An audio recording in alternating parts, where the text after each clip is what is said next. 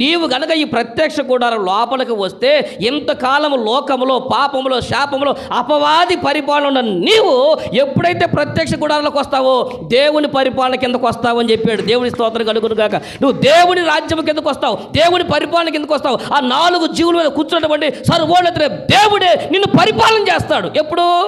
నువ్వు దేశాలమ్మడి కొంపలమ్మడి తిరిగితే కాదు, నువ్వు ఊరోళ్ళ కొంపలమ్మడి తిరిగితే కాదు, నువ్వు ఊరోళ్ళ చుట్టూ తిరుగుతూ ఉంటే కాదు. లోపలికి రా. ఈ ప్రత్యక్ష గుడారం లోపలికి వస్తే అప్పుడు దేవుని పరిపాలన నీ ఇంటి మీద ఉంటుంది. ఇప్పుడు నీ ఇంట్లో ఎవరి పరిపాలన జరుగుతుంది? నాయంగా చూస్తారు.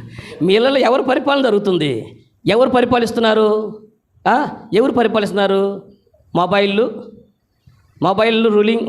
ఎవరు రూలింగ్ కింద ఉన్నారు?